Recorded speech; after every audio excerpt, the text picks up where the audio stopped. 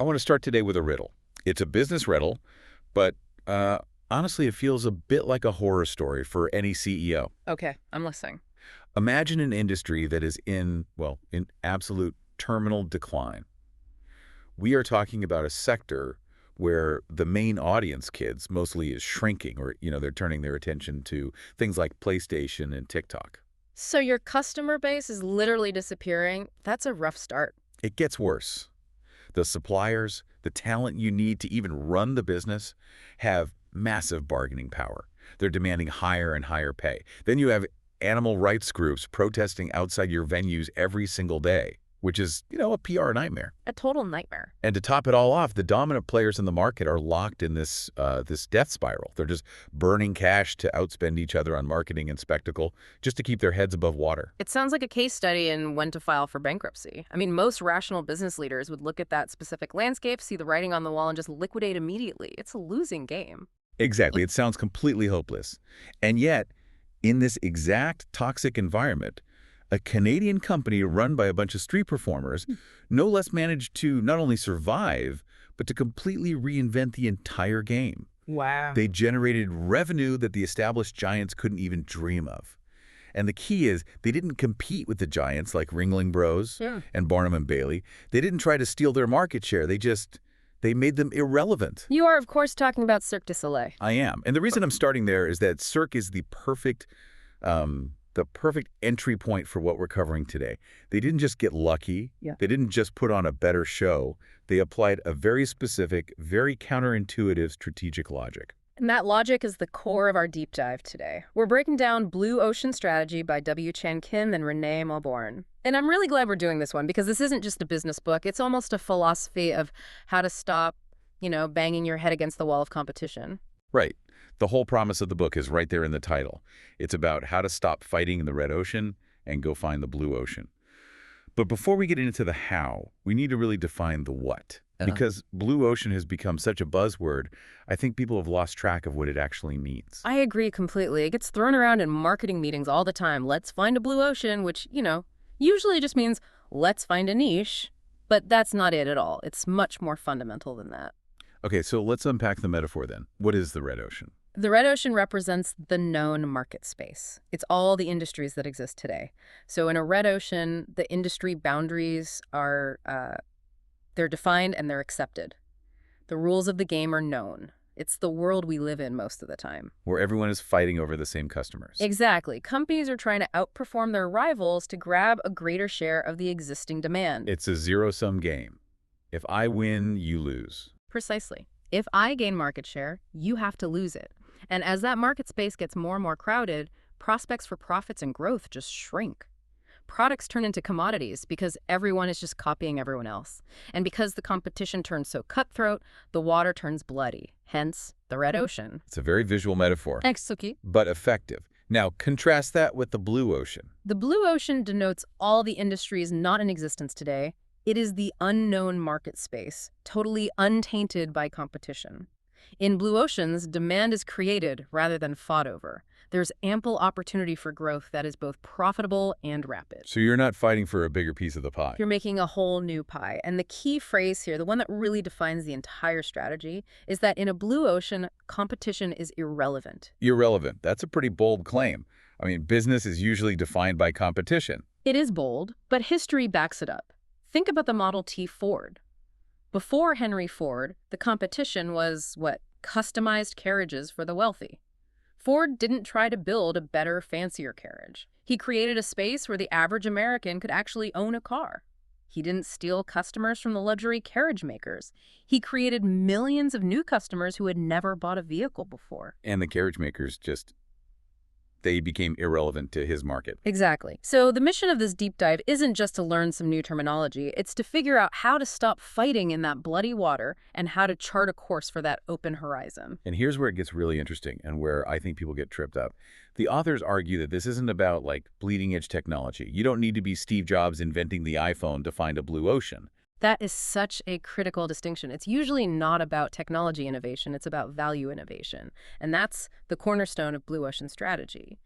You can have the highest tech in the world, but if it doesn't fundamentally change the value for the buyer, You're just making a more expensive widget in the same old red ocean. Value innovation. Okay, it sounds a little bit like corporate speak. Let's break that down, because usually in business school, we're taught there's a fundamental trade-off. Right. The traditional or structuralist view of strategy, it basically says you have two choices. You can either be a differentiator offering high value, high quality, high service, which means you have to charge a high price, Oh. or you can be a cost leader offering, reasonable value at a low price. You can be a Mercedes or you can be a Hyundai, but you can't be both. If you try, you just become this confused brand in the middle. Conventional wisdom says if you try to be both, you get stuck in the middle and you die. But Blue Ocean strategy says, no, that's a trap. To create a blue ocean, you must pursue differentiation and low cost simultaneously. You have to break that value-cost trade-off. Which brings us right back to Cirque du Soleil. Ugh. Because when you look at their P&L statement, their whole business model, it perfectly illustrates this paradox. They didn't just make a better circus. They fundamentally changed the math of the business. They cut costs while charging way, way more. Let's look at the cost side first because it's so radical. To get your costs down, you have to be absolutely ruthless about eliminating things that the industry assumes are necessary. Cirque looked at the traditional circus and asked, what costs us a fortune but doesn't actually drive that much value for the audience anymore? The animals, that has to be the biggest one. The animals, absolutely. I mean, think about the logistics of keeping lions and tigers and elephants. You need specialized trainers, you need veterinary care, massive insurance policies, transportation for these heavy cages, tons and tons of food. And public opinion was shifting, too. It was. Public sentiment was turning against it. People were starting to feel uncomfortable seeing elephants in chains, so it was a high-cost item that was actually becoming a liability. So Cirque just cut them. No animals. That's a massive chunk of overhead gone, just instantly. But they didn't stop there, did they? No, they also cut the star performers.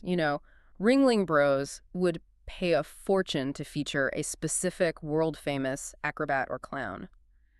Cirque realized that the audience didn't care about the name of the performer. They cared about the beauty and artistry of the performance itself. So they hired talented people who weren't famous yet. Exactly. Aspiring athletes, gymnasts, people who were incredibly skilled but didn't have the big name recognition, so much cheaper. And they also got rid of the three-ring venue.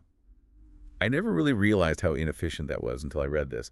Traditional circuses had 3 rings going at once, so you felt like you were getting a lot for your money.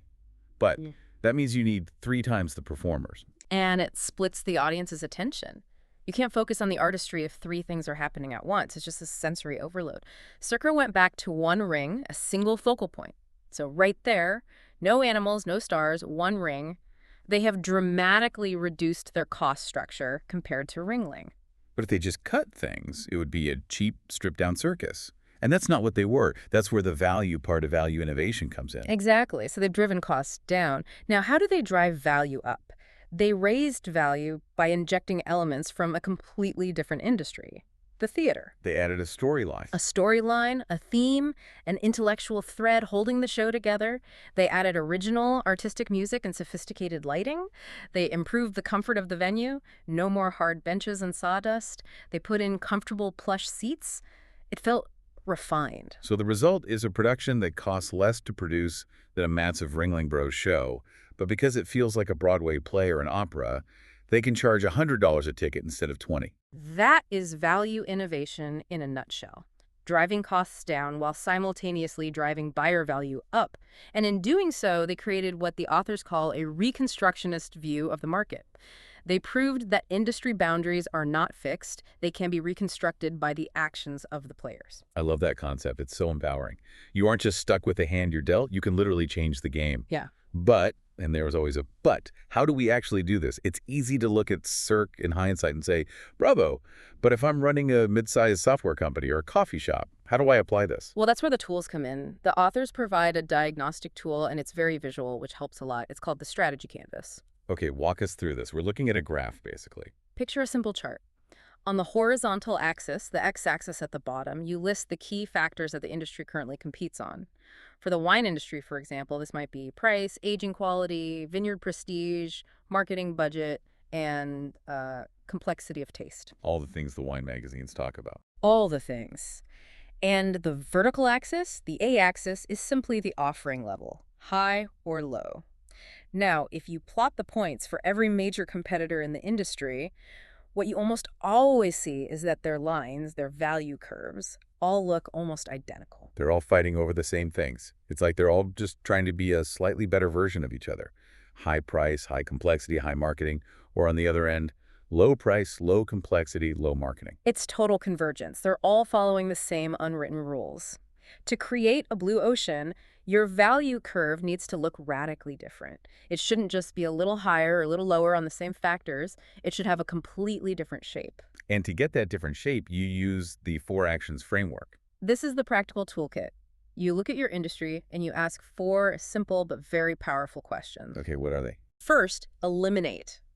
Which factors that the industry takes for granted should be eliminated entirely? Often these are things that used to add value, but now just add cost. Second, reduce. Which factors should be reduced well below the industry standards? Stop overserving the customer on things they don't really care about. Okay, eliminate and reduce are about cutting costs. Exactly. Then you have raise. Which factors should be raised well above the industry standard? Where are the compromises that customers are constantly forced to make? And fourth, create. Which factors should be created that the industry has never offered before? And those last 2 are about lifting value. Let's apply this to a real example from the source material, because I think the wine example, the story of Yellowtail, is absolutely brilliant here. It's a classic. The U.S. wine market in the 90s was a classic red ocean. You had thousands of wineries, huge barriers to entry, millions in marketing, and everyone was fighting to be more sophisticated than the next guy. It was incredibly intimidating for the average person. I mean, the industry just assumed that everyone wanted complex, aged wines with tannins and oak.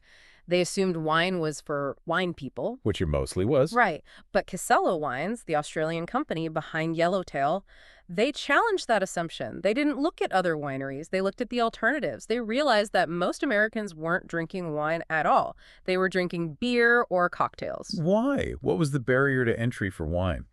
Because wine was seen as pretentious, complex, and risky. Think about it. If you buy a $15 bottle and it tastes like dirt to you, you feel stupid. You feel like you just don't get it. Beer is safe. Beer is easy. You know what you're getting. So let's run Yellowtail through that 4 actions framework. Yeah. What do they eliminate? They eliminated all the analogical terminology. No fancy talk about tannins or soil acidity or malolactic fermentation on the bottle. They eliminated the focus on aging qualities and vineyard prestige. They essentially said nobody actually cares about the chateau or the soil history except for the snobs. Just got rid of it. Okay. And what did they reduce? They reduced the complexity of the wine itself. The taste was made to be very smooth, very fruity, not challenging. They also reduced the range of wines. Most wineries offer 10, 20 different types, Cabernet, Merlot, Pinot, Zinfandel. Yellowtail launched with just 2, a Chardonnay and a Shiraz. Which must have simplified their operations massively. Hugely. Fewer products means simpler logistics, less inventory cost, easier marketing. Okay, so that's the cost side. Now, what did they raise? They raised the price versus budget jug wines, so it wasn't seen as cheap plonk. But more importantly, they raised the ease of selection. By having only 2 choices and a very clear, fun label, that yellow Cameroon, they made it incredibly easy to just grab a bottle and go. They also raised retail store involvement by giving the staff fun outfits, like Bushman hats and oilskin coats, which made the whole experience approachable and fun. And finally, create. What did they create that the wine industry had never offered? They created the concept of easy drinking wine. They made a wine that was sweet and fruity, closer in profile to a beer or a ready-to-drink cocktail. It didn't require years to develop a palate for. They created a sense of fun and adventure, not snobbery and tradition. And the result was just astronomical. Yellowtail became the fastest-growing brand in U.S. history. And the key is, they didn't really steal customers from the high-end French vineyards. They brought the beer drinkers and the cocktail drinkers into the wine aisle. They grew the size of the entire market. That is the power of the framework. By eliminating and reducing the costly factors that didn't add value to the mass market and raising and creating factors that did, they unlocked this massive blue ocean. And you see the pattern again. Differentiation and low cost. They saved a ton of money on aging, and complexity aging wine is expensive. It just sits in barrels for years. But they created new value on ease and fun. Okay, so we have the philosophy, value, innovation, and we have the diagnostic tool, the strategy canvas, and the 4 actions. But there's still a big question of, where do I even look? The ocean is big. If I want to find a blue ocean, which direction do I swim? Right, and the authors outline 6 paths to reconstruct market boundaries. These are like 6 different lenses you can wear to look at your business and your industry differently. Let's walk through these because this is the practical how-to part. Path 1 is look across alternative industries. We touched on this with Yellowtail looking at beer and cocktails, but it's worth clarifying. What's the difference between a substitute and an alternative? It's a subtle but important distinction. Yeah, explain that. A substitute is something that has a different form but basically the same function. Like a CPA is a substitute for tax software. You use one or the other to do your taxes. An alternative is much broader. It has a different form and a different function, but it achieves the same objective. So a restaurant is an alternative to a cinema. Exactly. They are totally different businesses, but the objective is a night out. People choose between them. The example from the text that really clicked for me here was NetJets. Ah, yes, fractional jet ownership. NetJets is a fascinating case. They looked at the corporate travel market. If you're a CEO, you have 2 alternatives. One, commercial airlines, relatively low cost, but extremely high hassle, long lines, delays, transfers, security checks. The other alternative. A private corporate jet. It eliminates all the hassle. It's incredibly fast, point-to-point travel. But the cost is astronomical, millions to buy the plane, plus the cost of the pilot, the crew, the maintenance. And there's that specific cost they mentioned called deadhead costs, right? Right. It's a huge inefficiency. If you own a jet based in New York, but you need to fly out of Chicago tomorrow, you have to pay to fly the empty plane to Chicago just to pick you up. That's a deadhead flight. You're just burning money. So NetJets looked at these 2 alternatives, commercial versus private, and created something new in between. They created fractional ownership. You buy a share of a jet, maybe 1/16th, and you get the speed and convenience of a private plane, no security lines, direct flights, but at a price point much closer to a commercial first-class ticket. They cherry-picked the best of both worlds. They eliminated the deadhead costs because they have a whole fleet, so there's always a plane nearby, and they eliminated the huge upfront capital costs for the customer. They found the blue water between the 2 established industries. Okay, path 2. Look across strategic groups. Strategic groups are companies within an industry that are all pursuing a similar strategy. In the car industry, you have the luxury group, Mercedes, BMW, Audi, and you have the economy group, Ford, Toyota, Hyundai. Usually companies only watch their direct rivals within their own group. Mercedes watches BMW. They don't really care what Hyundai's doing. But Blue Ocean creators look at why customers trade up or down between these groups. Yeah. And the standout example here is Curves, the women's fitness centers. Curves is brilliant because it solved a very specific anxiety for a huge group of people. They looked at the strategic groups in fitness. On one hand, you have traditional gyms, and on the other, you have home exercise programs. 2 very, very different experiences. Totally. Traditional gyms are expensive, they're full of mirrors, they're often dominated by men lifting heavy weights, and the machines can be complex and intimidating. For a lot of women, that environment is just not appealing. And the alternative. Home exercise programs, workout tapes, DVDs. It's cheap, and it's private, which is good, but it's lonely, and it's really, really hard to stay disciplined when the couch and the TV are right there. So Curves smashed them together. They did. They stripped away all the things from traditional gyms that their target customer didn't want. No juice bars, no saunas, no locker rooms, and critically, no mirrors. That cut costs massively. And what did they add from the home workout side? They created a circuit of hydraulic machines arranged in a circle, so it's social. You're moving from machine to machine with other women, you're chatting. It solves the loneliness of home workouts. And the machines are simple. No adjusting weights. You just push harder if you want more resistance. The whole thing is a 30-minute workout. You walk in, do the circuit, and you leave. And the price point was key, wasn't it? It was right in the middle, around $30 a month, way cheaper than a full gym, but a bit more expensive than a workout tape. They unlocked a huge market of women who hated gyms but couldn't stick to home workouts. They found the blue water between the strategic groups. It seems so obvious in hindsight. It really does. Okay. Path 3. Look across the chain of buyers. This one challenges the very basic assumption of who your customer actually is. Most industries tend to fixate on one link in the buyer chain. The pharmaceutical industry, for example, traditionally focused entirely on the influencers, the doctors. They sold to the doctors because the doctors wrote the prescriptions. The patient was almost an afterthought. But Novo Nordisk took a different look with their insulin products. Right. At the time, the entire insulin industry was obsessed with insulin purity. That was the main point of competition. It was something that doctors cared about. But the thing is, purity had practically reached its technological limit. You couldn't make it any purer in a way that mattered. So Novo Nordisk shifted their focus. They shifted their focus to the user, the actual patient. They asked, what is the biggest pain point for the person living with diabetes? And it wasn't the purity of the insulin, it was the delivery system. Exactly. This was back in the 1980s. You had to carry around vials of insulin and syringes and needles. It was scary, it was inconvenient, and it was socially embarrassing to have to give yourself an injection in a restaurant or at work. So they invented the NovoPen. It looked like a fountain pen. It was sleek and discreet. It had a cartridge inside with a weak supply of insulin and a simple click mechanism for dosing.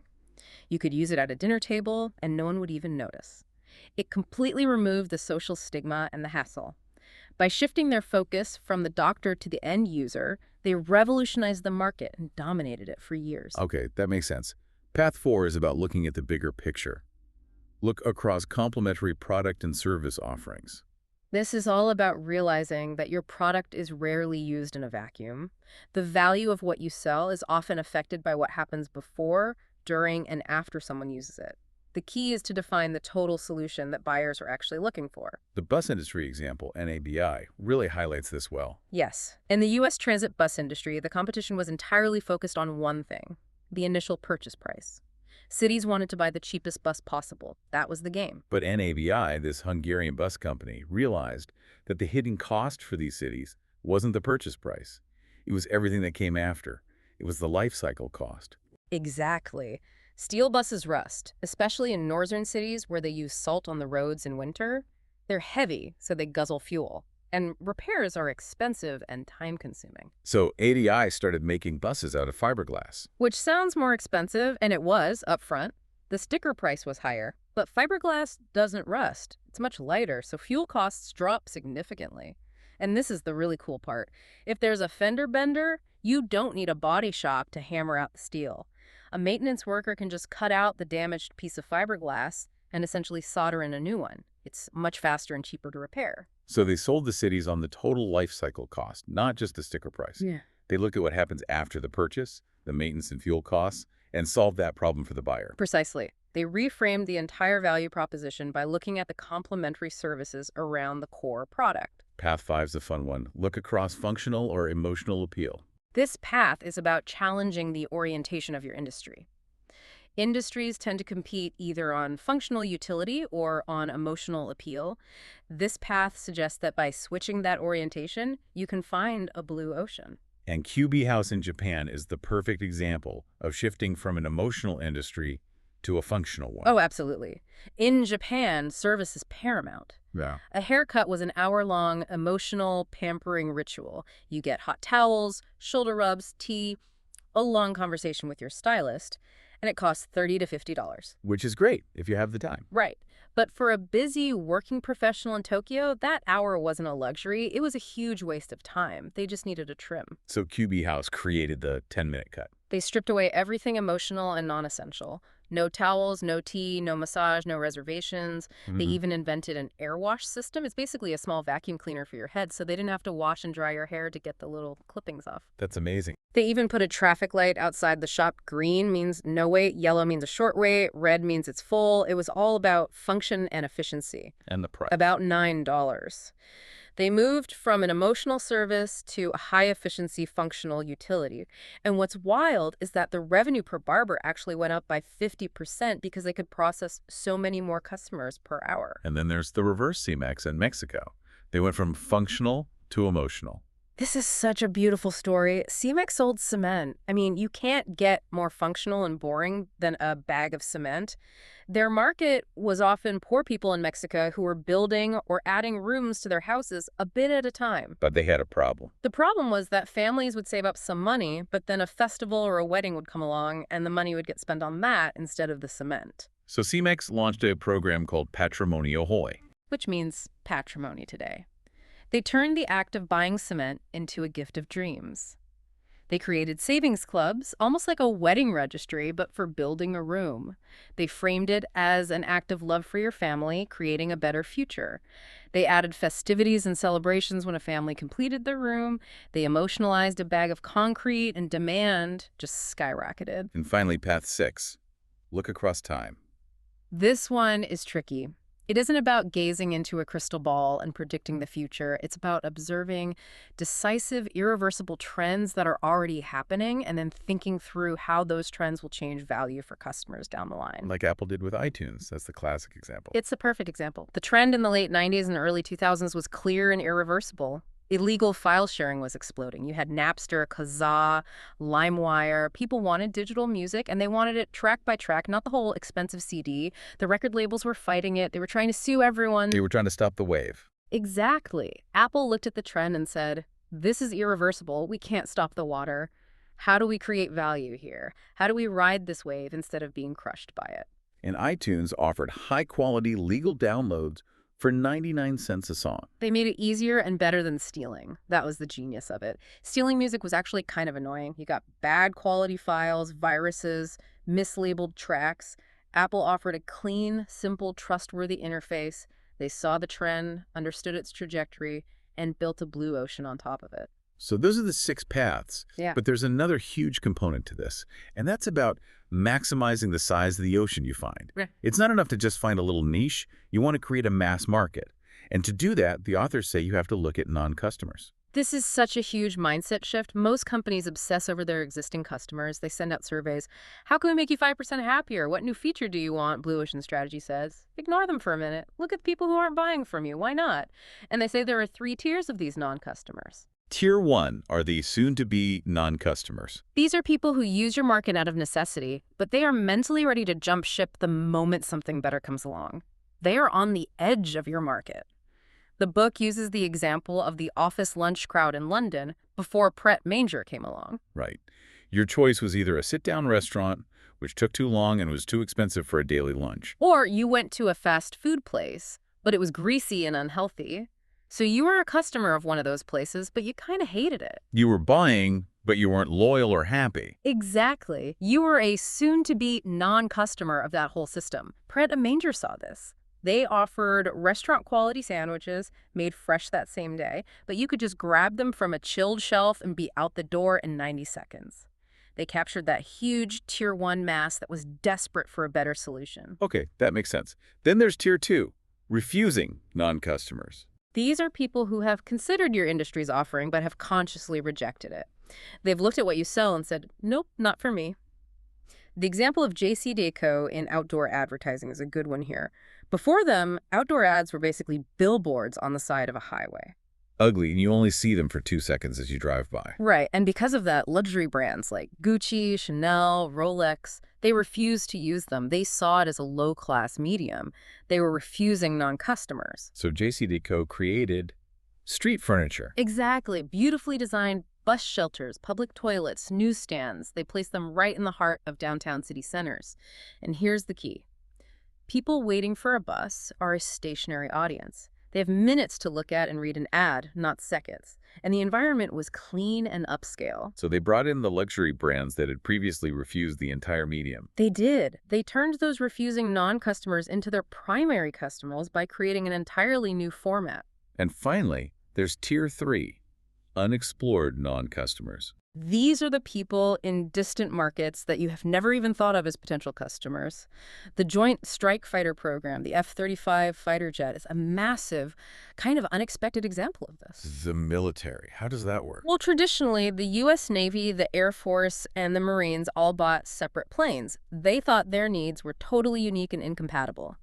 The Navy needs planes with heavy-duty landing gear for violent carrier landings. The Marines need planes that can take off and land vertically. The Air Force needs stealth and extreme speed. They were unexplored non-customers to each other. The Air Force would say, we don't buy Navy planes. But the JSF program looked at the commonalities, not the differences. They realized that the most expensive parts of a modern fighter jet, the engines, the avionics, the stealth coatings, could all be shared. By building one core aircraft platform that could then be adapted for the 3 branches, they aggregated the demand of 3 separate massive customers into one single project. They found the shared values and built a solution for all of them. That's scaling up on a mind-boggling level. Okay, so let's say we have our idea. We've found the non-customers we want to target. How do we know if the business model is actually viable? If it will actually work? The authors propose a strategic sequence. Right. And they are very clear that you have to get the order right. It's a sequence for a reason. It goes utility, then price, then cost, and finally, adoption. Utility comes first, always. Does your offering unlock exceptional utility? Is there a really compelling reason for people to buy it? If the answer is no, stop, do not pass go. You can't market your way out of a utility problem. The value has to be real and obvious. Then if you have utility, you figure out the price. And this is so key. You don't set the price based on your costs. That's the old Red Ocean way. It cost me $10 to make, so I'll charge $12. No, you set the strategic price based on what the mass of buyers is willing to pay, and you often price against the substitutes and alternatives. Like Southwest Airlines. Perfect example. They didn't price against other airlines. They priced against the cost of driving a car. That was their alternative.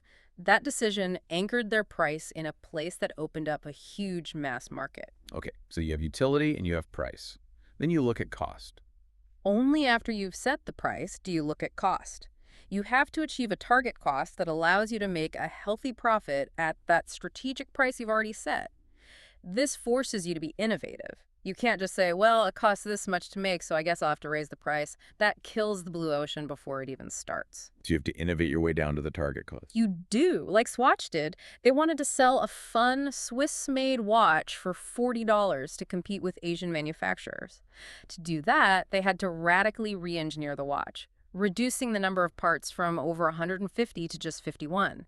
They hit the cost target because they were forced to. And finally, after all that, there's adoption. This is the hurdle that is so often overlooked. You have a great idea at the right price with a profitable cost structure, but you still have to overcome resistance from your own employees, from your business partners, from the public. You have to explain the change before you force it on them. The book uses Monsanto as a cautionary tale here. A classic one. They had the technology for GMO foods, which had utility. They could price it right and make it profitably, but they completely failed the adoption hurdle. They didn't proactively educate the public or environmental groups. They were seen as arrogant, and the backlash was massive and has lasted for decades. They had a great idea, but failed on adoption. Speaking of backlash and resistance, executing a strategy like this is incredibly hard. People hate change. Organizations are built to resist change. The authors talk about tipping point leadership as the way to make this happen, and they use the MIPD and Commissioner Bill Bratton as case study. This is honestly one of my favorite parts of the whole thing because it plays out like a movie.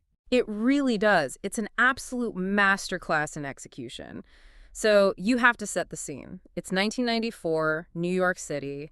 The city felt like it was veering toward anarchy. The subway was terrifying. Murders were at an all-time high. And to make it worse, the police department's budget was frozen. Morale was at rock bottom. And Bill Bratton comes in as the new commissioner. He has to turn this massive broken ship around with no new money. And he immediately faces 4 huge hurdles. The first is what they call the cognitive hurdle, just waking people up to the fact that there's a serious problem that needs to be solved. You'd think that would be obvious. You would, but the problem was the top brass at the NYPD didn't think there was a crisis.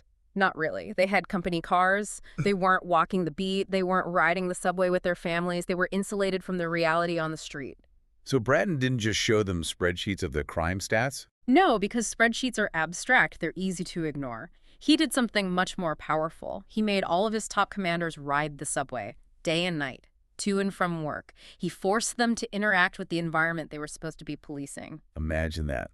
The deputy chief squeezing onto the 7 train at 2 a.m. It worked. They felt the fear that the average citizen felt every day. They saw the graffiti, the turnstile jumpers, the open drug use, the gangs. It broke that cognitive hurdle almost immediately. They couldn't deny the reality anymore because they had lived it. Okay, so they're awake. Now the resource hurdle. No new money. Usually when you want to improve performance, you ask for a bigger budget. Bratton didn't have that luxury. So he didn't ask for more resources. He redeployed the ones he had. He shifted resources to the hotspots. He looked at the data and realized that a huge percentage of crimes happened in a few specific places and were driven by a few specific activities. So he concentrated his forces. Exactly. He concentrated the limited resources there, mostly on narcotics and quality of life crimes, rather than spreading them thin across the entire city. It's the 80-20 rule applied to policing. He took resources away from quiet, low-crime areas and absolutely flooded the high-crime zones. Then there's the motivational hurdle. How do you get 30,000 cops, many of whom are jaded and cynical, to actually care and change their behavior? He targeted the key influencers. In the NYPD, that was the 76 precinct commanders. He started holding these bi-weekly meetings called ComStat. He would bring the commanders in, and he'd put their precinct's crime stats up on a big screen for everyone to see in real time. That sounds like high pressure. Extremely high pressure. He gave them the authority to run their precincts how they saw fit, but he held them brutally accountable for the results. If crime went down in your precinct, you were praised, you were promoted. If it didn't, and you had no good explanation, you were out. It changed the culture almost overnight. The kings of the precincts realized they had to perform. And finally, the political hurdle. Bratton knew there would be resistance from the powerful police unions, from the court system, maybe even from the mayor's office. So he built a coalition ahead of time. He had a trusted advisor, his consigliere, whose job was to manage the mayor and the press. He secured allies in the court system and the DA's office to make sure that when his officers made arrests, the charges would actually stick. He effectively neutralized his opposition before they could stop him. And the result of all this? It was staggering. Right. Within 2 years, felony crime fell by 39% and murders fell by 50%. Public confidence in the NYPD soared, all in a declining organization with no extra money. It's proof that you can execute a blue ocean strategy even in the toughest, most bureaucratic environments imaginable. It's all about focus. It's about finding those points of disproportionate influence, the hot spots, the kingpins, and pressing on them hard. Absolutely. It's tipping point leadership finding and knocking over the first domino that gets all the other ones to fall. So, bringing it all back home, blue ocean strategy. At its core, it's not about competing, it's about creating.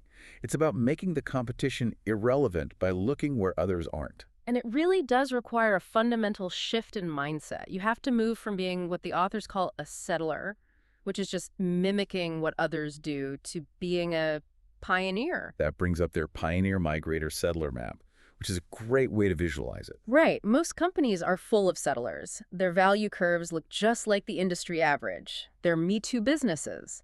Some companies are migrators. They offer incremental value improvements, a slightly better camera on your phone, a little more fuel efficiency, but they're not changing the game. To survive and thrive in the future, you have to push towards being a pioneer. You have to create that radical value innovation that has a totally different looking value curve. So here is the final thought for you, the listener. Look at your own career or your own business or your industry. Are you fighting in a bloody red ocean, battling for tiny scraps of market share? Are you just trying to be 5% cheaper or 5% better than the guy next door? Or are you looking for the open water? The tools are all here, the strategy canvas, the 4 actions, the 6 paths. The opportunity is there in almost every industry to make the competition irrelevant. But you have to be willing to look away from the competition to see it. Thanks for diving in with us. It's been a real pleasure.